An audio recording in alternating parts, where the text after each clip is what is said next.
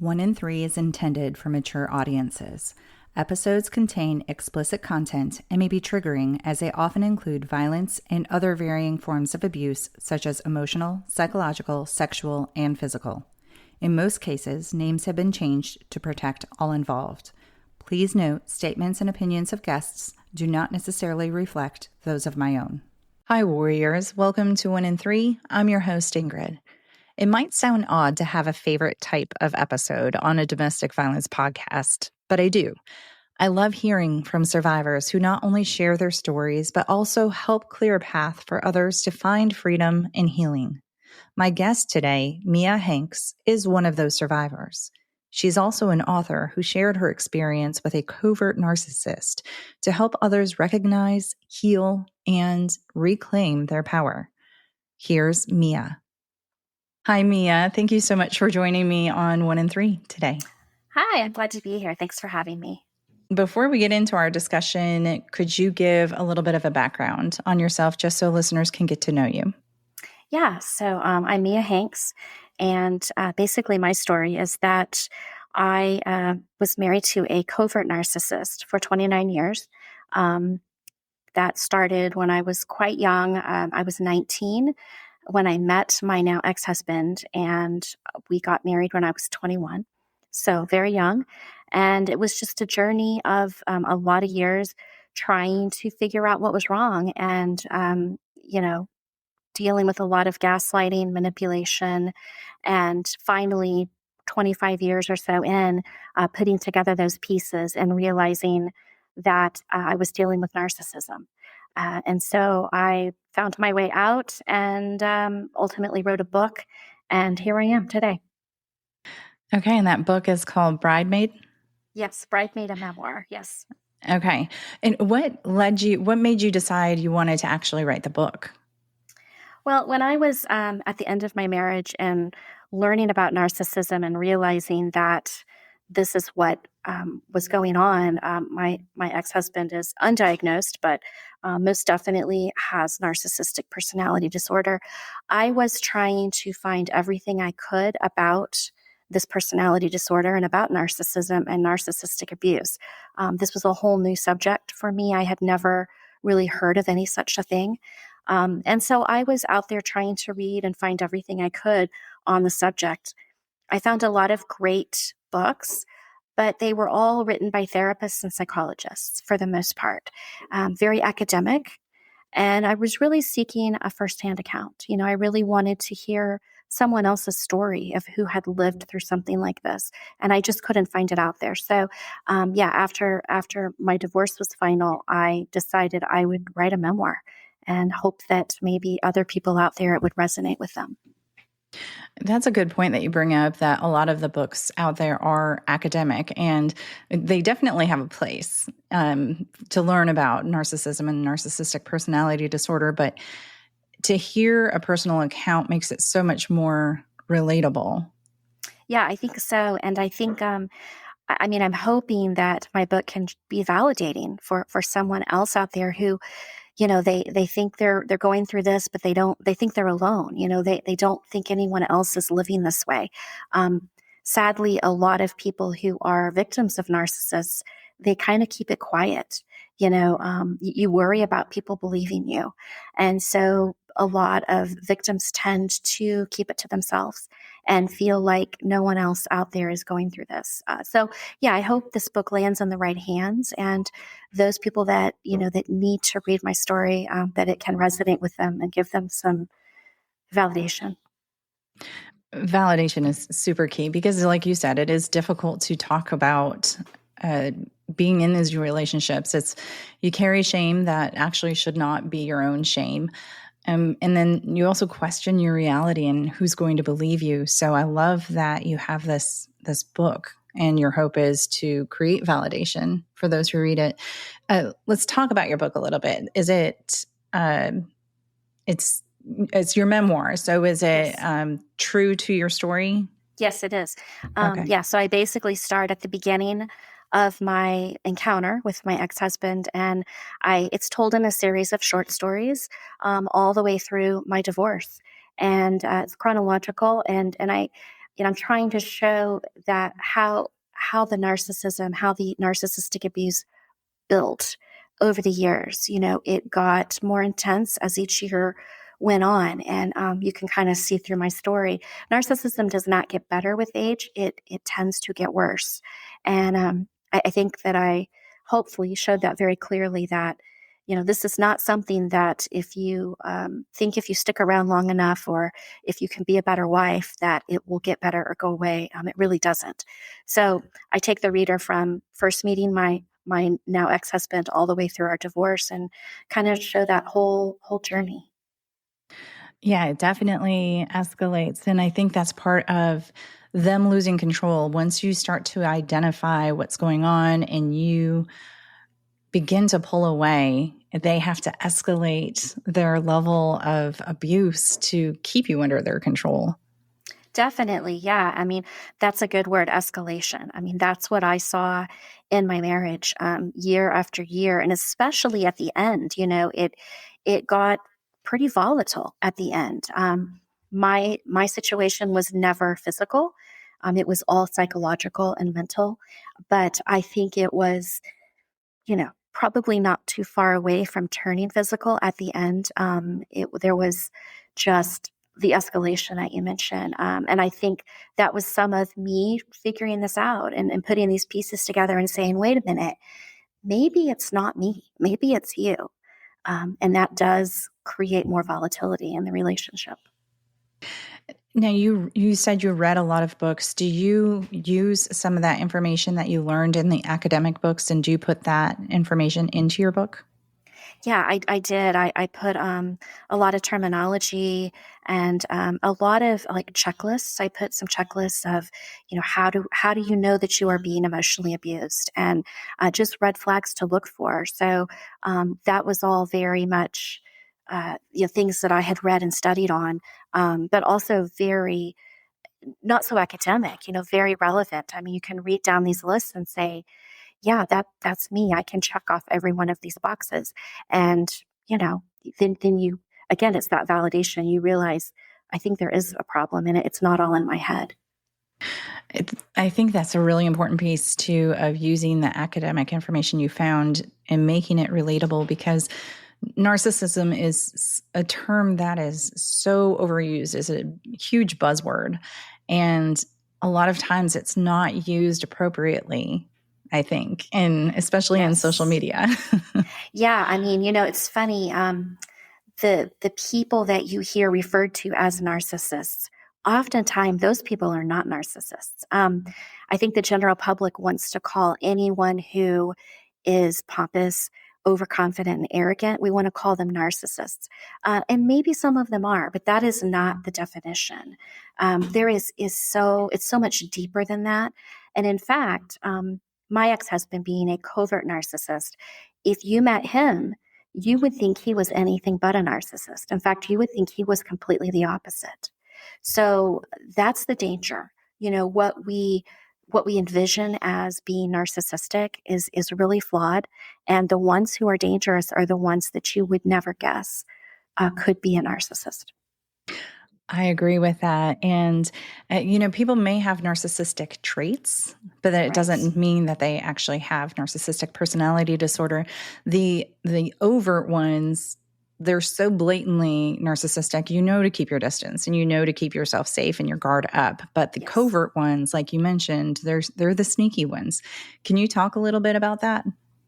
Yeah. So the covert, it really puts the victim in a tough spot, because the covert narcissist is out there acting in public like they are so humble and they're so kind, they're so empathetic, they're caring, they're generous. They're not any of these things.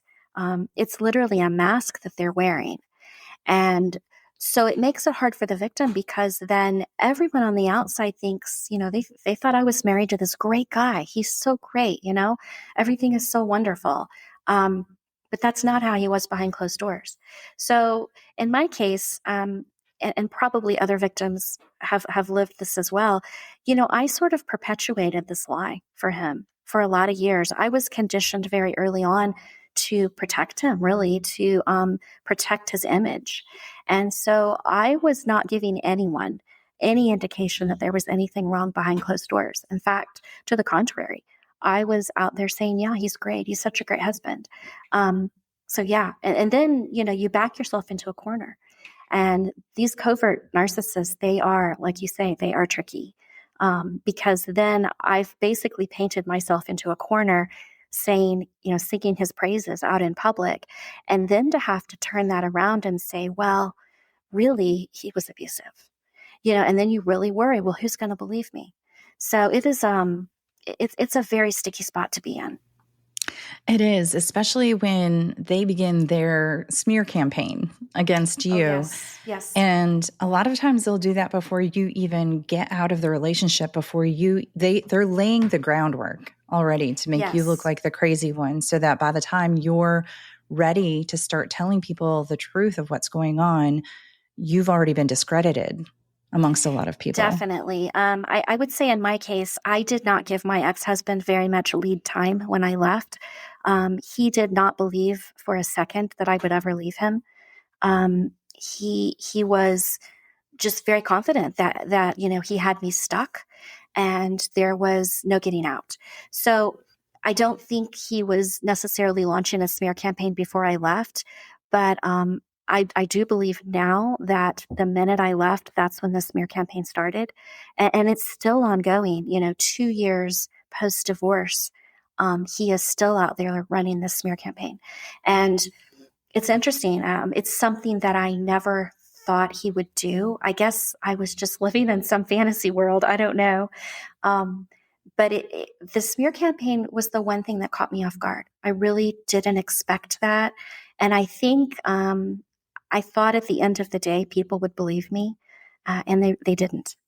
So that has been probably to date one of my biggest struggles, dealing with the loss of friendships. I've had to just basically turn people away. I've had to walk away from these friendships because, I just, it's not healthy anymore. So that has been, knowing that this smear campaign is ongoing it has been really difficult for me, I have to admit. Yeah, it's, obviously being in the abusive relationship is awful and you're just in pure confusion and survival mode. But it's difficult once you get out of the relationship too, especially if there's anything that ties you to that person. If you're married and you have to get divorced and there's perhaps you own things together that needs to get split, or you have children together, then they can still hold things over you and start the post-separation abuse portion of everything. Yeah, and it's interesting. So my kids were both grown when I left, so we did not have to deal with custody and family court. But it's interesting. I have no contact with my ex. I haven't seen him since the divorce and have not spoken to him. But he still finds ways to get at me, and even if they don't have access to you, it's amazing how they will never let that anger go. I mean, the idea that you left them, that they were discarded, that goes against every rule in their playbook. And I think they just, they don't ever quite let that go. They don't, because you're property to them. You belong to them. And how dare you leave them? Right. Property. That's a great analogy. That's all that the victim is to the narcissist, is a piece of property. It's an ownership situation. It's not a two-way, loving relationship. It is, I own you, and that's it. You're my property. So very, very flawed thinking, and it's extremely toxic. Horribly toxic. One thing that I've learned with talking to individuals, and even some very close friends of mine who are post abusive relationships, and even some who are currently in relationships that I identify as a narcissistic relationship, one question they always have is, what did I do wrong? And where is that? Why did he change? In these cases, it's all my friends have been female, and these individuals have been female, and their abusers are all male. but why did he change, or what did I do to make him change? And I think it's difficult to finally get to that realization of that person you fell in love with actually never existed. Correct. I mean, it's all a mask. It's that cycle of love bombing. My ex-husband looked like the greatest catch in the world. He was smart. He was so interested in me. He was over the top gifts and attention. And I mean, everybody around me is like, wow, he is a great guy. Um, that person never existed. That was only he was only showing that side of him to kind of get me hooked. And then all of that changes. Once you get married and once that they kind of feel that ownership over you, it slowly that mask starts to slip. And it's kind of it's not an overnight thing. I think it's more of a gradual, it evolves. Narcissism, that abuse, it just evolves. And yeah, it's it's not always overnight. Right. And it's very personalized because they react with however you react. So if they're verbally abusive or degrading and you stand your ground and you say, that's not okay and I'm not going to tolerate that, then they might be apologetic for a while and then They not. can be, yeah. I Yeah. mean, they can. I honestly don't think my ex-husband ever apologized once in 29 years of marriage. I mean, if he did, I certainly can't remember it. But yeah, if they apologize, it's not, most of the time, it's not genuine, and No. those types of conversations that you were talking about, in my situation, if I brought up anything that he had done wrong, he would find a way to turn it around to where I had done something wrong. And, if you try to bring up a simple point, hey, can we talk about this? Because I didn't like the way, you said this to me or did this. That might escalate into a 2-hour discussion. And at the end of that discussion, it's just circular talking, and at the end of that discussion, it will all somehow come back to me that I was the one that did something wrong. And really, it's exhausting. And after a time, I just stopped bringing things up in my marriage. It was like, I don't have the energy to deal with the lecture that's going to ensue. And then it's all going to be my fault anyway. So I think as victims, we learn to just keep things to ourselves.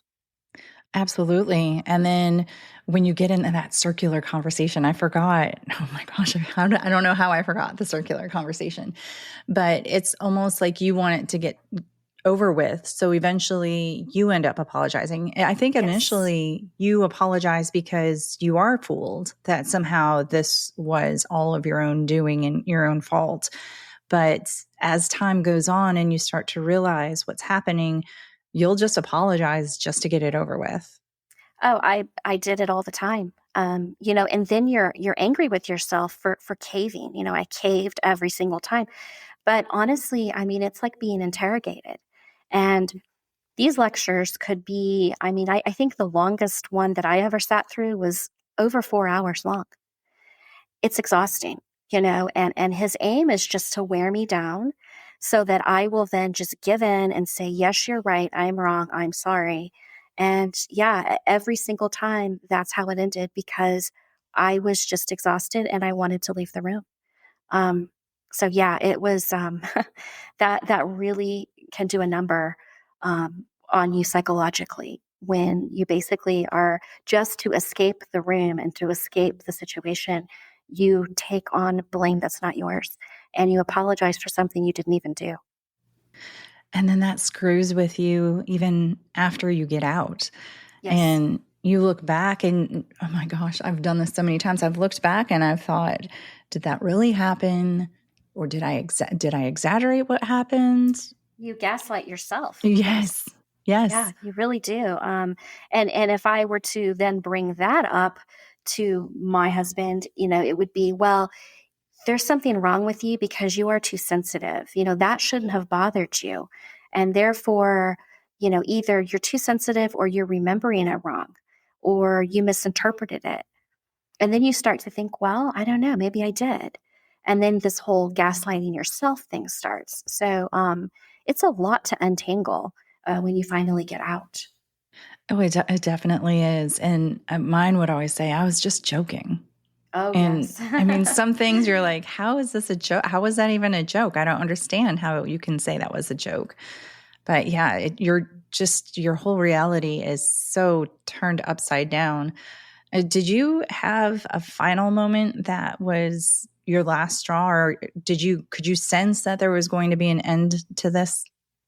Yeah, my physical health was really deteriorating in this marriage. Those last year or two, I was having chronic pain, stomach aches, headaches, anxiety attacks all the time. And I kind of realized I always wasn't going to survive. It just was not sustainable. Our bodies are not meant to live in this constant state of fight or flight. And that stress will really wreak havoc on your physical health. So that was going on. And, just the abuse was escalating to a point that I was really feeling like I was in danger.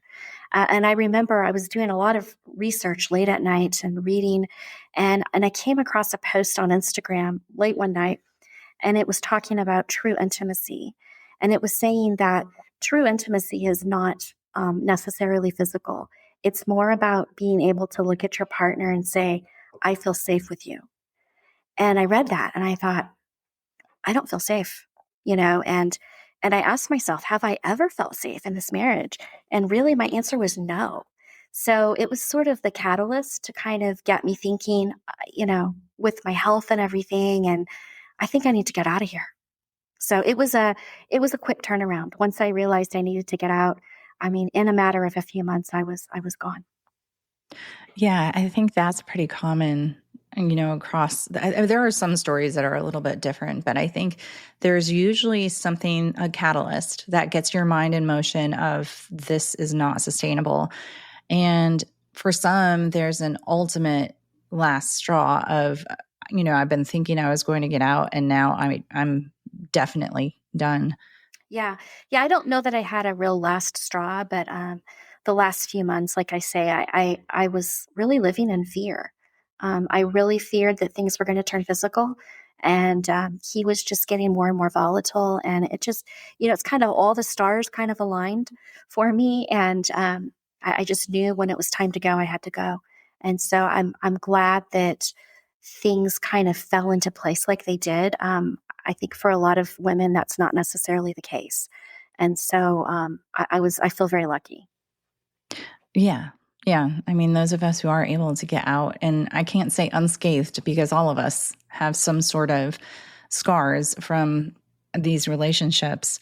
But okay, so I'm going to ask you the question it's one of my most annoying questions that I hear people ask. But, you were in this marriage for a long time. When did you realize that it was an abusive relationship, and why did you stay? I hate that question, but That's the $1 million question, right? mhm. When did I realize it was abusive? I don't think I realized until 20 plus years in that it was abusive. And I think that maybe somewhere deep inside I knew it was abusive, but I told myself it wasn't. It was a coping mechanism to normalize it, just to say this is how everybody lives, this is normal, and really just kind of look past it. Why did I stay? I think, it's a complicated answer to a seemingly easy question. Um, I think that like I say, I normalized the abuse. I told myself this is okay. I had kids, and that really played into my decision making. In retrospect, I did not make the right decision. For a good part of the reason that I stayed was for my kids, and I think society tells us you keep your family together. You don't break up the family. You don't want your children to be children of divorce. And so I was listening to those societal norms, stay for the kids. Now I know, being on the other side, that staying for the kids is sometimes the worst thing you can do for the kids.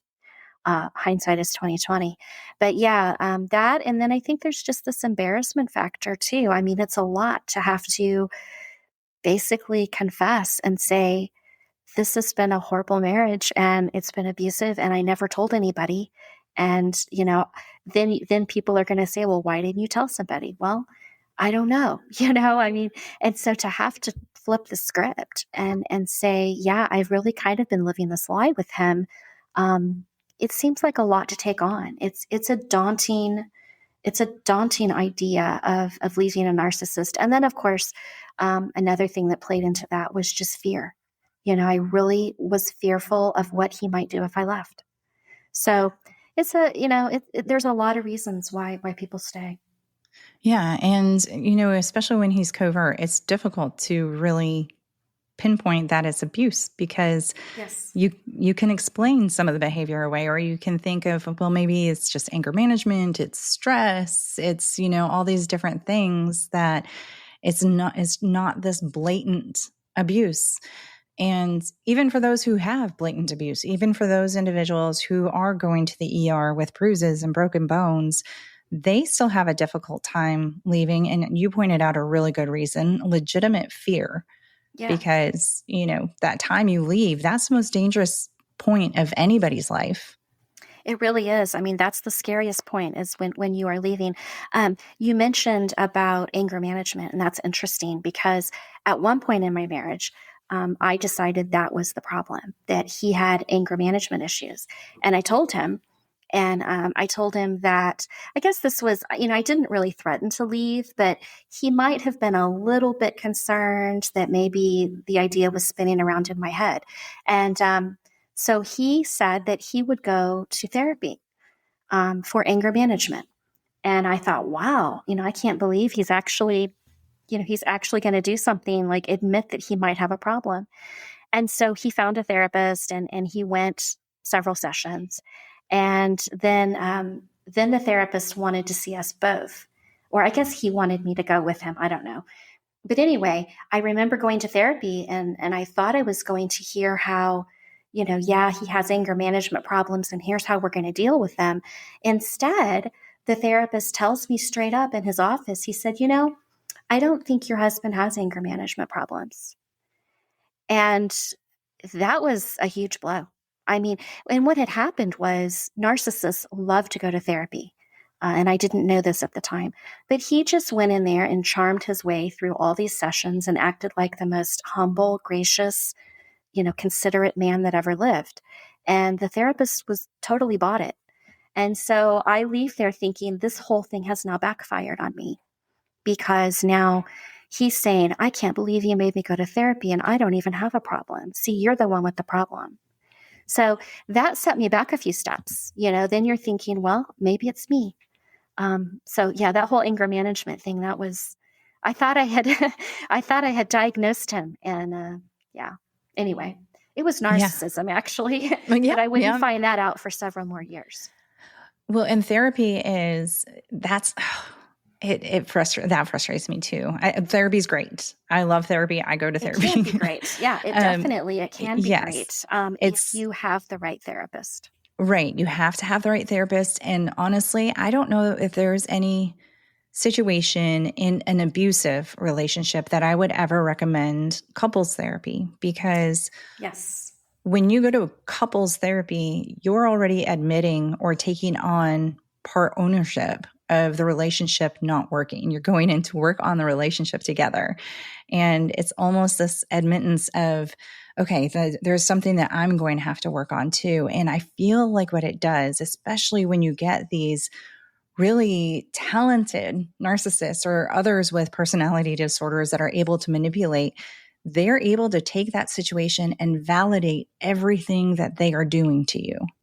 That's exactly what happened in my situation.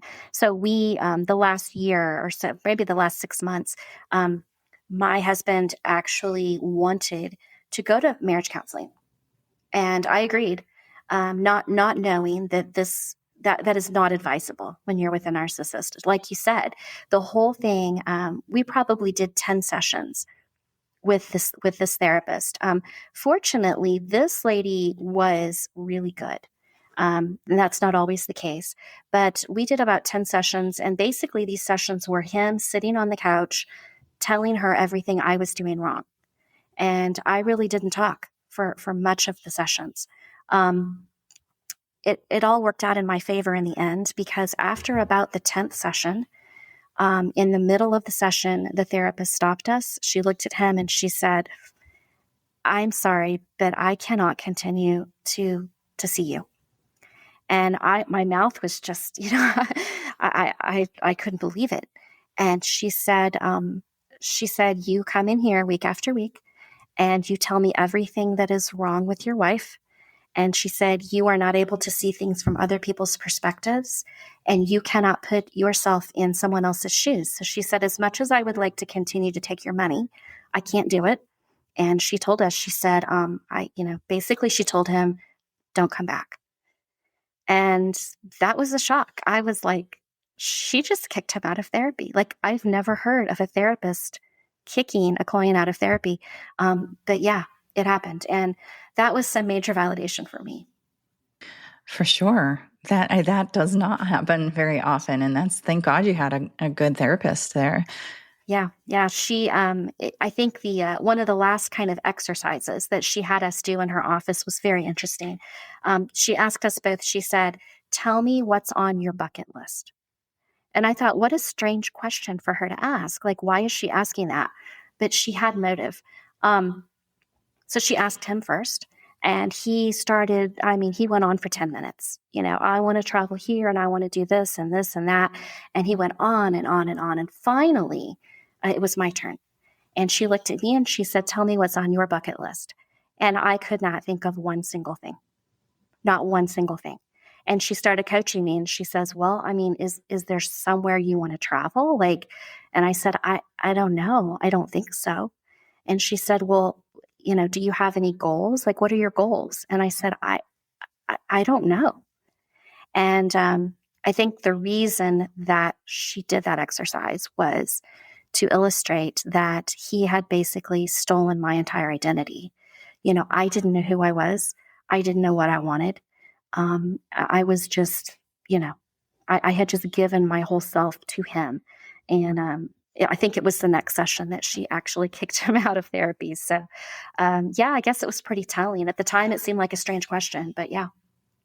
Wow, that's because they're parasites. They suck Yes. everything out of you until you're just a shell of what you used to be. Yes, definitely they do. You don't know yourself coming out of that type of marriage. You really have to say, I don't know who I am. What do I want? What are my goals? What do I want to do with my life?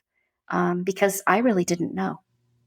Yeah, and you can't even say that you have to re-identify or, create a new personality because you don't even know who you are anymore. It's like you actually have to identify, not re-identify. You have to recall who you are. And you come out a different person, a different version of yourself, eventually after you put the work in. But it's hard to remember who you were going into it, even if it's a short relationship. I think they're just so skillful at destroying who you are that it's hard to even remember who you're supposed to be. Yeah, it definitely it is. And like I say, I got into this relationship at age 19. So it was, I had to really stop and think, like, what do I want to be when I grow up? Yeah. I don't know. You come out with so many questions. You really have to find yourself again. Yeah, especially at 19. At 19, you don't know who you are. So you haven't No. even fully figured that out before he just wiped everything else out. Yes, completely. I wanted to bring up, you mentioned, what society says as far as norms and marriages. I feel like when you are a victim of an abusive relationship, society, everything you do is wrong, according to society, no matter what you do. Because if you're a parent, you're wrong for staying in that relationship and exposing your children to an abusive relationship. But if you leave with your children, then you're wrong because you're splitting up the family. And you can't win, No. And you split up the family, you break up the family, and that was one thing that my ex-husband used to guilt me after I left.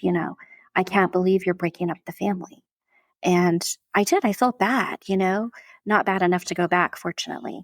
But it is really, you can't win. You're wrong for staying and you're wrong for leaving. Yeah. You tried too hard. You didn't try hard enough.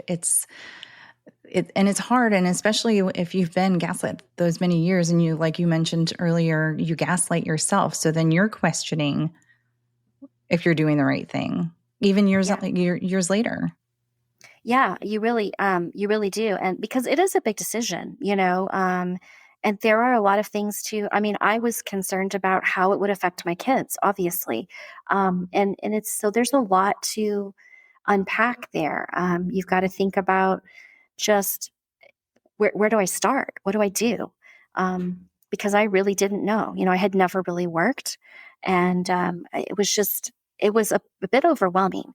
But in the end, like I say, it all kind of came together for me, and I feel very fortunate.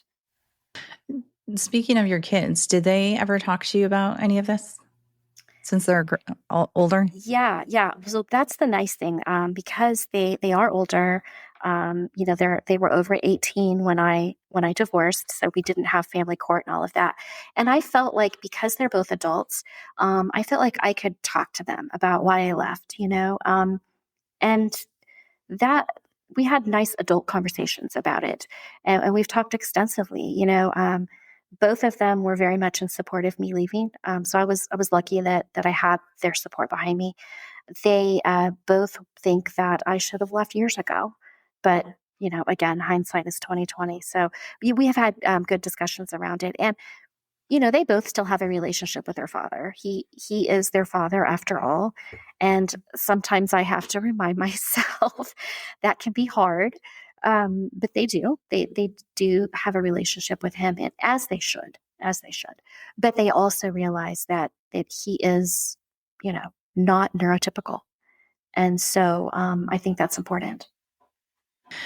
So, what steps first of all, when you left, how did you leave? So I left slowly. I didn't want him to know what I was doing. So what I did was, I started staying at my parents' house and making excuses for why I needed to stay over there. And after about 2 weeks, he started saying, "What are you doing? Like, are you coming back? What are you doing?" And finally, I said to him, I just need to take some time for myself. I'm not doing well, and I just need a break." And that was kind of how I got away. Um, and then, I didn't have the courage to just say to him, "I'm leaving." So I kept up this for almost a year. And, we were separated for a year before I could file for divorce. I just didn't have the courage to do it. But yeah, it was kind of a gradual leaving process. I knew I wasn't coming back. He didn't know that. I was petrified to tell him that, I wasn't coming back and that I wanted a divorce. So I felt like leaving slowly kind of softened the blow and made the environment a little bit safer for me. And that's why I did it that way. I didn't go no contact like, you know, they will tell you to do when you're dealing with a narcissist. To me, that felt dangerous. So I sort of went low contact and just sort of faded out, faded out the conversation, because for me, that felt like what I needed to do to be safe. That is such a key thing for, anybody listening, is that you can have all these professionals telling you the way to do it. You can have other survivors telling you the way they did it or what their recommendations are. But it's each victim, each survivor, they know their abuser like nobody else. And Right. you know what is the safe thing to do. You know what is a dangerous thing to do. And for all the people who say, "Why did you say that?" Like we were talking about before, legitimate fear is one of the reasons. And people, you know your abuser. You know if you just abruptly leave, he's going to come for you and he's going to harm you, if not Yeah. kill you. Yeah. And if you know that, then don't do it that way. Or you escape in the middle of the night, never to be heard or seen from again. Whatever your safe exit plan is that feels most comfortable, because I don't think any of it's going to feel 100% comfortable. Right. But yeah. Well, and I think another real key point there with the exit plan is, you can't let your abuser know that you have an exit plan. because that will really, I mean, that won't end well. And the other thing is, like you say, you know your abuser better than people on the outside do. And so it's easy for people on the outside to say, oh, he would never hurt you. You don't have to worry about that. Well, okay, maybe he probably wouldn't hurt me, but I can't say definitively that he wouldn't. So why take the chance? You know, I mean, Right. maybe I'm being overly cautious here, but if there's the tiniest chance of being hurt in this, I mean, if there's the tiniest chance of losing your life, why would you take that chance? So you really do have to listen to your own intuition. Yeah. And overly cautious is way better than the alternative of, being too brazen and losing your life because you didn't want to be overly cautious. Right. Yeah, I totally agree with that. Only you know how that person is apt to react. And, like I say, if there's this tiniest chance that it could end with violence, then, you need to factor that in. Right. And for those people who say he would never do that or he's never displayed any signs of aggression or violence, he also has never been faced with his property leaving him. Yes. Right. And narcissists can have, I mean, if things when they start to spiral out of control, that's when they get dangerous. When they start to lose control and start into this downward spiral, they can have something called a psychic break.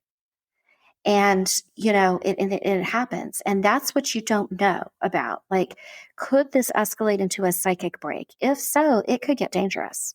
And that is something to keep in mind. I mean, narcissists don't accept the word no.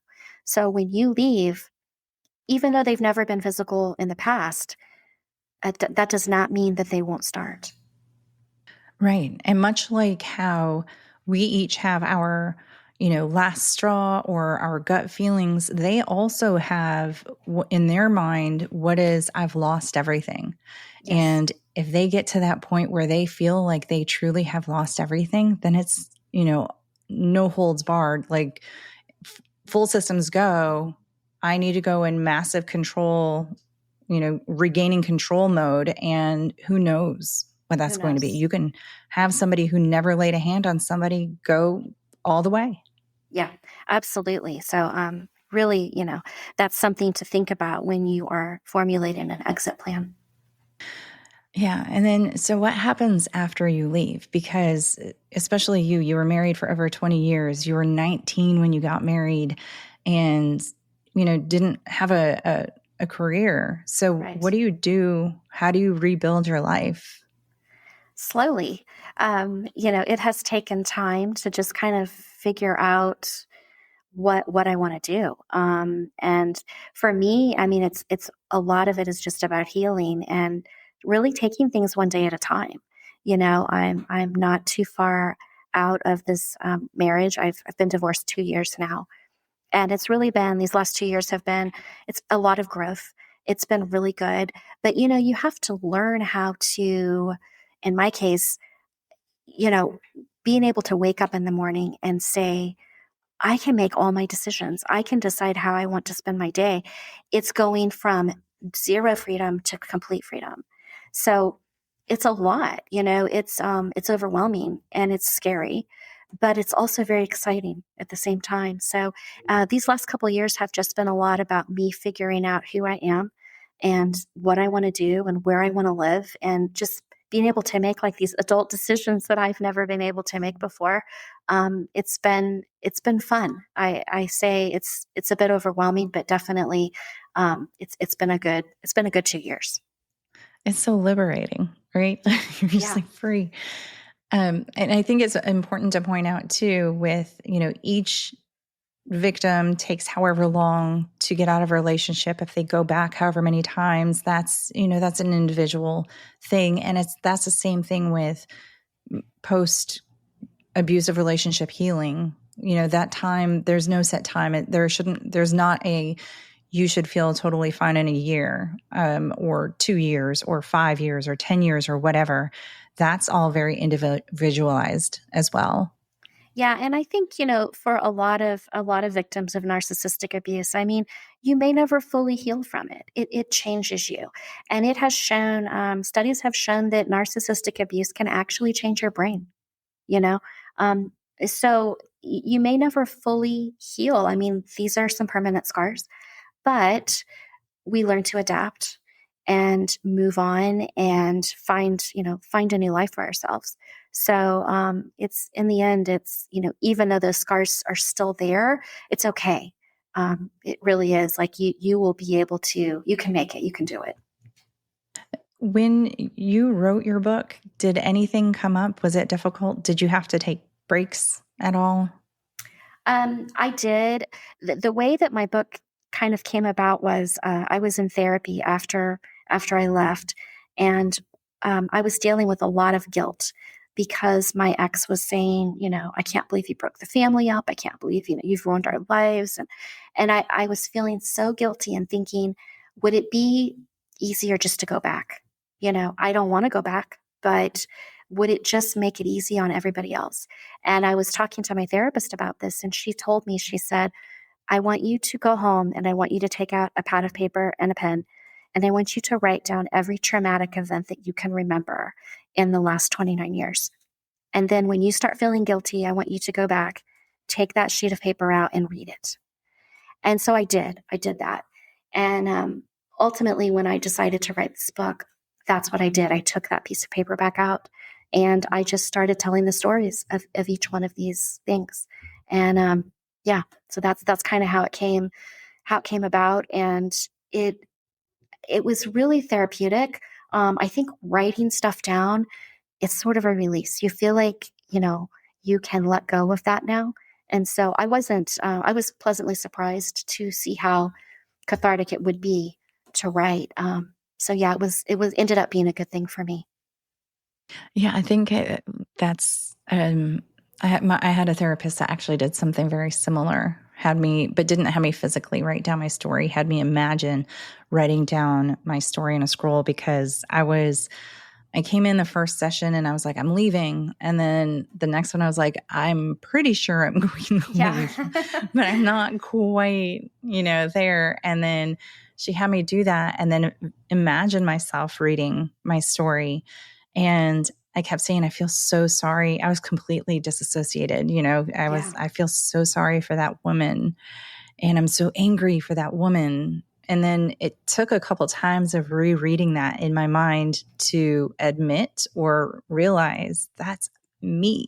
It's Yeah. not this story I just read. So, yeah, I think that writing, some people have written their stuff out and then they burned it. Yeah. They Yeah. never want to tell anyone. But there is Yeah. something And cathartic, like you said. I understand now why people would do that. It's a release. You feel like once you've documented it, now you can let it go. Yeah.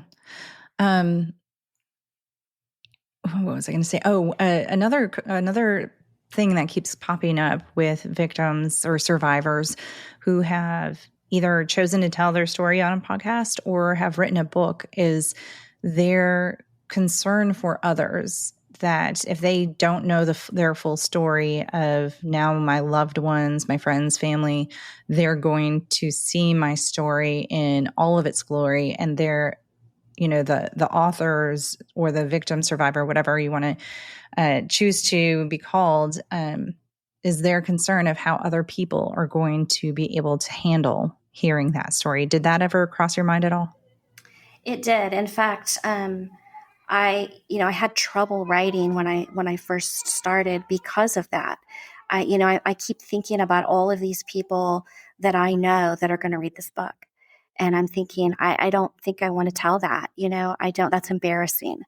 What I ultimately had to do was I had to just kind of block all those people out and pretend like I'm writing to other victims out there that are stuck in these marriages, they can't find a way out.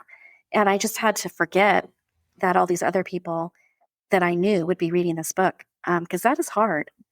Yeah, for sure. I mean, there's something a little bit embarrassing about it, but at the same time, it's freeing. It's like, okay, here's my story, and take it or leave it. And so, yeah, but it's hard to put yourself out there. It is. It's so exposing. It's like you're standing out in the middle of, a busy city and like completely exposed. Yes. Yes. It's hard. It is hard. But then when you, again, turn your thinking over to other victims out there that are, that are suffering, and thinking, well, if this can help them in any way, it's worth it. What kind of feedback did you get from people? So a lot of my family doesn't know about my book, honestly. But those that have read it, family and friends that have read it, I've gotten really good feedback. And I feel good about it. I didn't anticipate the feedback being as good as it has been, because, I just didn't feel that confident, honestly. But it's been good. And I know some therapists are using it with some of their clients, and that makes me feel really good. So, yeah, the feedback has been very positive. Do you have any plans for another book? I don't currently, but I certainly wouldn't be opposed to it. I thought the process was a very positive one, and I would certainly entertain the thought of doing it again. I just don't know what I would write about. Yeah. You definitely do want. Yeah. Maybe the aftermath. Yeah, I've kind of thought about it. Yeah, I have some ideas swirling around in my head, but like I say, I'm still kind of on this plan of taking things one day at a time. So I don't really have any definitive plans at all. And so who knows? Okay. Well, if anyone wants to get your book, or if they want to keep up with any information that you may have, how would they get in touch with you or find the book? I have a website. It's miajhanks.com. And there's a blog on there. There's links to lots of podcasts, and there's a link to purchase my book on Amazon. It's available in paperback and ebook. So you can get it on Amazon, and I think pretty much online anywhere books are sold. So yeah, and then I'm also active on TikTok. My handle is @NPD&me. Oh, that's a good handle. Yeah. I like that. Okay.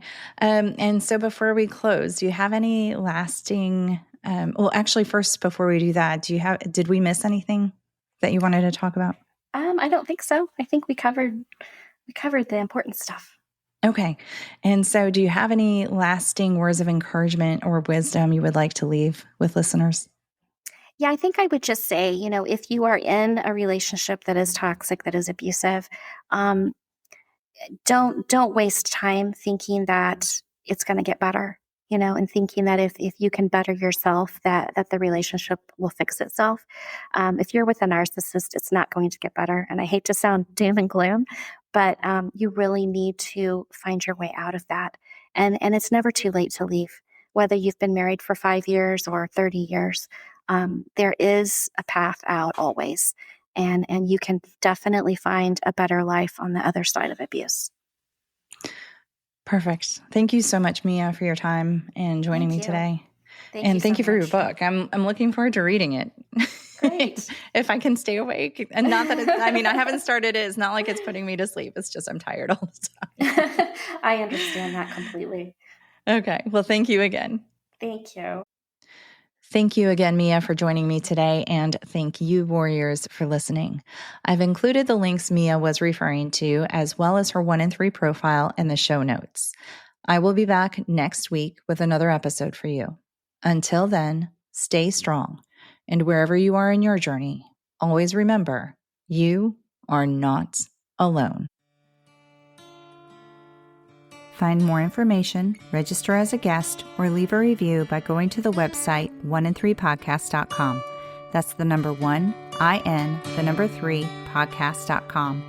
Follow 1 in 3 on Instagram, Facebook, and Twitter @1in3podcast. To help me out, please remember to rate, review, and subscribe. 1 in 3 is a .5 Pinoy production. Music written and performed by Tim Crow.